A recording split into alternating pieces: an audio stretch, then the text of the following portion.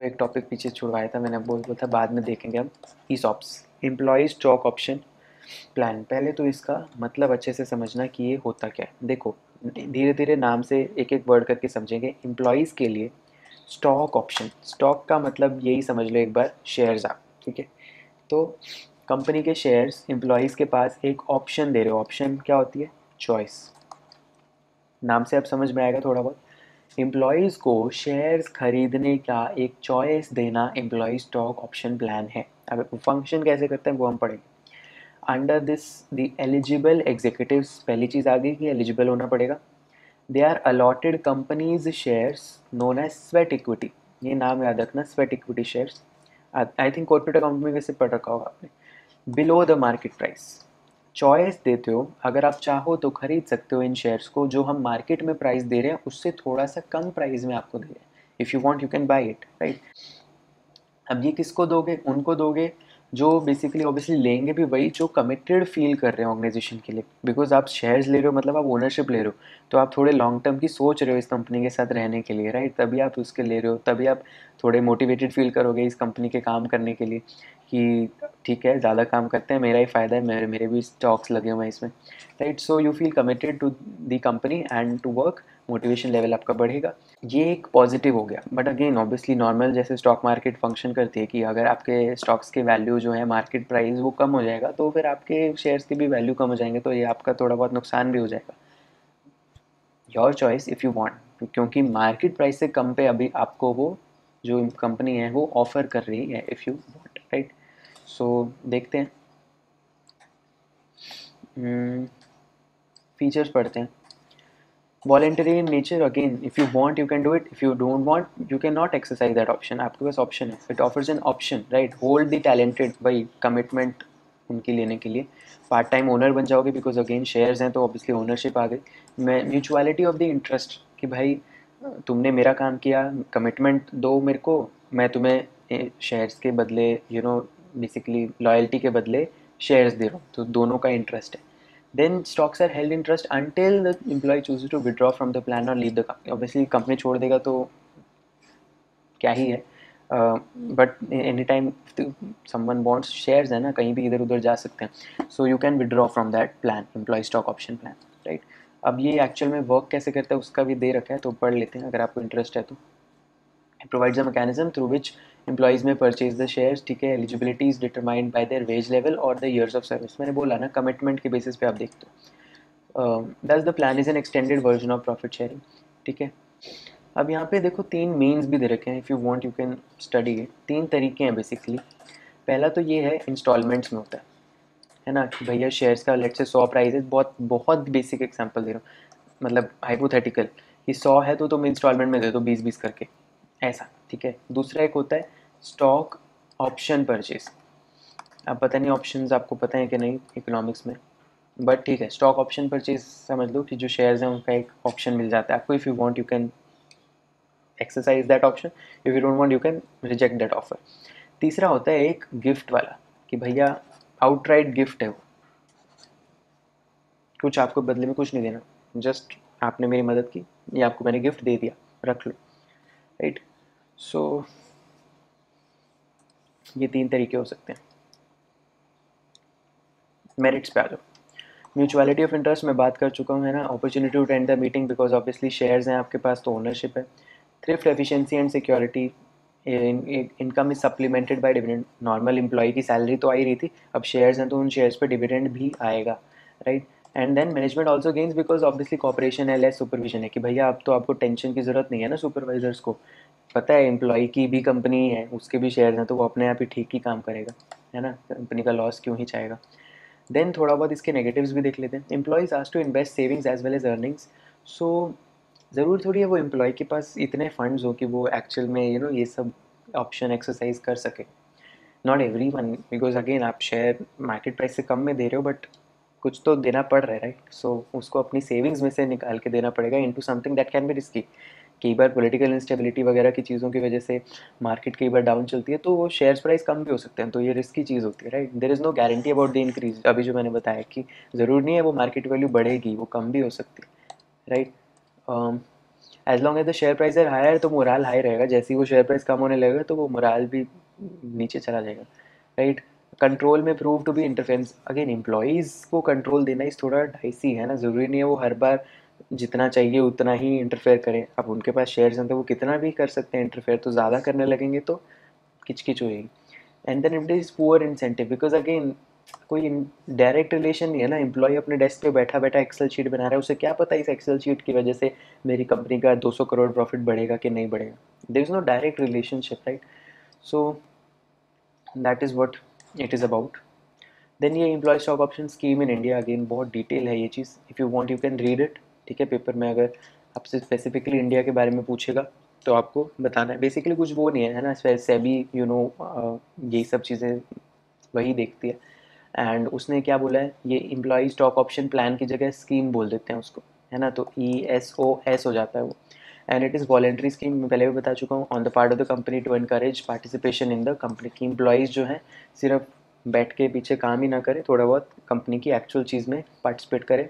Membership of EOSS should be restricted to the permanent employees of the company only. ये मैंने आपको तब बताया था कि भैया कमिटमेंट देख के ही आप ऑफर करते, राइट, जो प्रॉपर परमानेंट है। So this was about ESOP। अब चल जो नेक्स्ट टॉपिक पे, दैट इज़ पे बैंड कॉम्पनसेशन सिस्टम।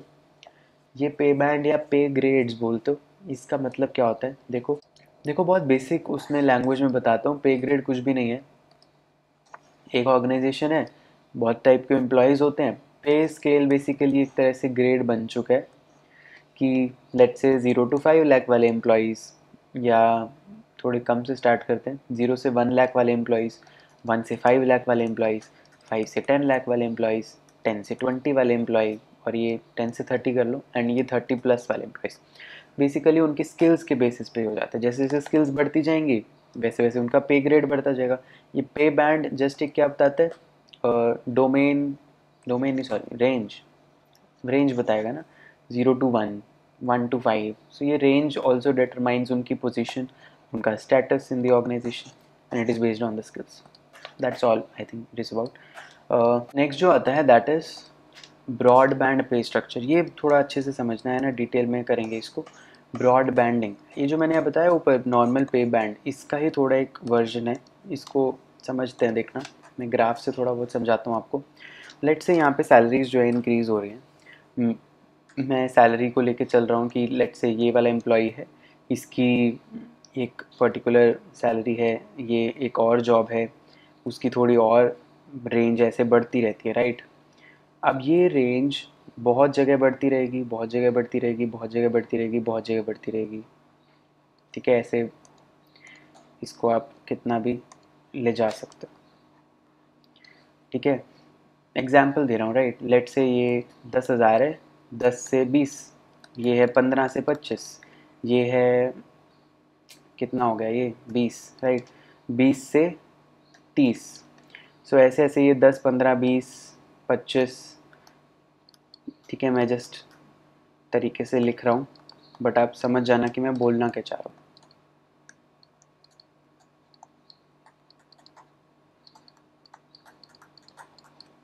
मतलब कि लेट से एक पर्टिकुलर जॉब वन है, उसकी पे रेंज रहती है 10 से 20 हज़ार रुपये, ठीक है। दूसरी जॉब टू जो है उसकी रहती है 15 से 25 हज़ार रुपये, ठीक है। ऐसे ही 3, 4, 5, 6, 7, 8, 9, राइट। लेट से जॉब 7 की बात कर रहा हूँ, तो जॉब 7 का पेमेंट क्या रहता है, 40K से 50K के बीच में, राइट। सो अब ये जो डिफरेंट डिफरेंट हैं ये पे बैंड्स हैं, जैसे मैंने आपको फर्स्ट वाला बताया। ब्रॉड बैंड में मैं इनको क्लब कर देता हूँ, कंबाइन कर देता हूँ। ब्रॉड ब्रॉड बैंड समझ रहे हो ना, ब्रॉड बैंड जो बनाना है वो ब्रॉड कर देना है। कैसे, लेट से मैं इन तीन को ले लेता हूँ, ठीक है, ये वाला, ठीक है, इसका ये मैक्सिमम वाला लेना है, एंड इसका ये मिनिमम वाला लेना है। This becomes one broad band, जहाँ पे मिनिमम मैं क्या ले रहा हूँ 10K, एंड मैक्सिमम यहाँ क्या था 30K। सो ये 10K से 30K का एक ब्रॉड बैंड वन बन गया। ये क्या था, पे बैंड वन, पे बैंड वन नहीं, पे बैंड 7 था ये, ठीक है। पे बैंड वन क्या था, 10 से 20K, बट पे ब्रॉडबैंड 1 है ये पूरे वाला, ठीक है। इसी तरीके से लेट से मैंने एक और ब्रॉडबैंड बना दिया यहाँ ये वाला, ठीक है, जिसमें मैक्सिमम कितनी जा रही है देखो 45 और मिनिमम कितनी जा रही है 25, राइट। सो 25 से 45 ये वाला एक ब्रॉडबैंड 2 बन गया। मतलब तीन तीन तीन अब कितने भी हो सकते हैं, जस्ट मैं तो एग्जांपल दे रहा हूँ ना। तीन हमने पे बैंड्स को कंबाइन कर दिया, राइट। सो वो एक ब्रॉड बैंड बन गया, ठीक है। ये बैंड ही होती है ना, एक बैंड, बैंडेड वाला बैंड। सो ये ब्रॉड थोड़ा चौड़ा बैंड है, ये थोड़े पतले बैंड्स हैं, राइट। सो ऐसे आप समझ सकते हो। सो कुछ भी नहीं है, उसी को जस्ट कंबाइन करना इस ब्रॉड बैंड पे स्ट्रक्चर पढ़ते हैं। It combines a broader range of jobs within a small number of grades or bands, so the range is significantly higher। ये जो रेंज की हम बात कर रहे हैं, जैसे उसमें तो बहुत छोटी रेंज थी, राइट, 10 से 20,000, 10 का ही गैप है। 10 रेंज क्या है, 10 के। ब्रॉडबैंड में रेंज क्या है, 10 से 30 के। सो दैट इज़ 20 के का डबल सीधा रेंज कर दिया हमने, right. So it compresses the many salary band grades. Again ये सब जो मैं एग्जांपल आपको उसके थ्रू समझा चुका हूँ ना, ग्राफ के थ्रू, वो ये जस्ट उसको लिख रहा है, राइट। एक चीज़ जो है, मूवमेंट स्मूथ हो जाती है इससे। मूवमेंट स्मूथ हो जाती है कैसे, जैसे मान लो अगर मैं उसके अकॉर्डिंग चल रहा हूँ, पे बैंड्स के अकॉर्डिंग, तो वो पे बैंड्स के अकॉर्डिंग चलने में पता कैसे होगा। जैसे मैं मान लो यहाँ जा रहा हूँ ना, ये वाला, तो अब एक बंदा इस जॉब में है तो फिर वो इसमें जाएगा, फिर इसमें जाएगा। अब उसमें इतना ओवरलैप हो रहा है तो वो जाते जाते देर इज़ नॉट स्मूथ, बहुत रफ है। बिकॉज मान लो वो इतना कर लिया, अब फिर वो जब उसका प्रमोशन हुई तो वो इसी स्केल में है, सिर्फ थोड़ा सा ही गैप हुआ है ना। जैसे यहाँ 20 था और यहाँ 25 है, तो सिर्फ 5,000 के ही प्रमोशन में आया है ना। तो वो बार बार प्रमोशन ऐसे कर करके जाएगा। और ब्रॉडबैंड में सीधा वो 1 2 3 सीधा बैंड्स क्रॉस कर गया। So it is smoother movement. अभी ये तो मैं ग्राफ के थ्रू बता रहा हूँ इसलिए थोड़ा अजीब लग रहा होगा, but this is how it actually works as well. कब काम आएगा ये, broader workforce skills, career development of employees and improvement in the way the job evaluation वगैरह is done. Basically everything becomes easier, है ना, बिकॉज अब छोटे छोटे पे बैंड से आपको डील नहीं करना पड़ रहा। सो स्टेप्स क्या होंगे, पहले तो डिसाइड करो नंबर ऑफ पेमेंट, जैसे वहाँ 3 थे। How many points each band will include, जैसे वहाँ पे भी 3 थे। And then assign each band a salary range, जैसे मैंने आपको बताया कि 10,000 से 30,000 की एक रेंज हमने डिसाइड करी, ठीक है। देन आप इसके एग्जांपल्स लर्न कर सकते हो, ये IBM, General Electric and Toyota. Then central government ने ब्रॉडबैंड पे स्ट्रक्चर 1 जन 2006 से 6th पे कमीशन से इंट्रोड्यूस किया था। ये एक फैक्ट है जो आप चाहो तो लिख सकते हो। एडवांटेजेस पे आ जाओ, ये बहुत इंपॉर्टेंट है। पहला तो फ्लेक्सिबिलिटी, मैंने बोला ना दूसरे वाला, पहले वाला तो बहुत रिजिड था, ठीक है। देन क्रॉस फंक्शनैलिटी इंक्रीज हो गई, so career moves within the bands are more common than between the bands. Because एक ही बैंड के अंदर ही इतने सारे पे बैंड्स हैं, सो दे कैन मूव थोड़ा और इजीली, राइट। सो मूवमेंट, ये मैंने आपको पिछले पेज पे बताया था, movement is smoother. Dismantles the highly structured and bureaucratic approach. जो पे बैंड्स था वो ब्यूरोक्रेटिक अप्रोच थी बहुत, ये थोड़ी लेस ब्यूरोक्रेटिक है, राइट। देन इम्प्लीमेंटिंग न्यू पे स्ट्रक्चर इज़ ईजी। ऑब्वियसली अगर आप लेट्स से इस एग्जांपल में भी देखो, अगर मुझे किसी नए उसको इंट्रोड्यूस करना है पे को, तो मैं क्या करूँगा, सीधा मैं कहीं पे भी जाके कोई भी, पूरा इतना चौड़ा बैंड है, कोई भी फ्लेक्सिबिलिटी रख सकता हूँ ना मैं। मेरे को ऐसे वाला एक बनाना है लेट्स से, राइट, जिसमें 27K से 37K का एक पे बैंड है, जो भी, राइट। सो आई कैन, एक ही बैंड के अंदर तो मैं कुछ भी कर सकता हूँ अपनी मर्ज़ी से, राइट। कि बहुत सारी चीज़ें हिलानी नहीं पड़ेगी एक को हिलाने के पीछे। It can reduce the time spend by analysing and evaluating jobs because there are fewer levels. 3 ही अब मोटे मोटे बैंड्स हैं, है ना, तो हम हर एक में इवैल्यूएशन जो है सिर्फ 3 बार ऐसे आप कर सकते हो। छोटे छोटे जॉब्स ऐसे इतनी इतनी हैं तो फिर सब में अलग अलग इवैल्यूएशन, सबके अलग क्राइटेरिया, सबके अलग तरीके, right, that is very tough. So it enables an employee to focus on the content of the job, its challenges, rather than worrying about the grade level. Otherwise तो वो इतने इतने छोटे लेवल पे है कि वो थोड़ी सी प्रमोशन के लिए, बट उसके दिमाग में तो यही है ना कि मेरे को ग्रेड पे बैंड 2 से पे बैंड 3 में जाना है, चाहे इंक्रीज उसका इनकम में 5,000 का ही हो रहा है, राइट। सो और अच्छी चीज़ों पे फोकस करेगा रादर देन इन छोटे छोटे पे बैंड्स। अब आ जाओ डिसएडवांटेजेस पे, ये भी आपको पढ़ने। पहला है they are harder to manage than narrow, because obviously इतना बड़ा है, चौड़ा है, तो उतना ही देन आप कह सकते हो इतना इसको समझाना भी मुश्किल है। जैसे वो छोटे छोटे हैं तो आप सीधा समझा सकते हो कि सीधा यही है ना, इतने सारे। अब वो आपने उसको भी क्लब कर दिया, अब वो थोड़ा कॉम्प्लिकेट हो चुका है, तो वो समझाना लोगों को मुश्किल है। देन फ्लेक्सिबिलिटी, जो हम मेन बोलते हैं ना कि अच्छी चीज़ है आपकी ब्रॉडबैंडिंग में, वो फ्लेक्सिबिलिटी कई बार क्योज और फेवरेटिज्म ला सकती है आपके ऑर्गेनाइजेशन में, कि आपको इतने उस बड़े वाले बैंड में समझ ही नहीं आ रहा कि कौन कहाँ कैसे मूव कर सकता है, right.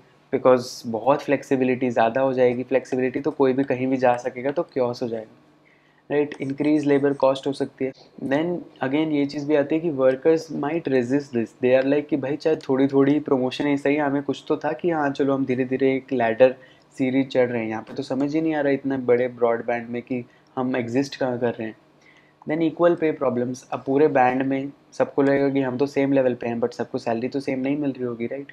So that might create issues, gender discrimination वगैरह की बात आ जाएंगी फिर आप, कि मेल्स वालों को ज़्यादा दे रहे हो, ऐसे कर रहे हो वैसे कर रहे हो, राइट। सो अगेन हर एक चीज़ के डिसएडवांटेजेस वगैरह रहते ही हैं।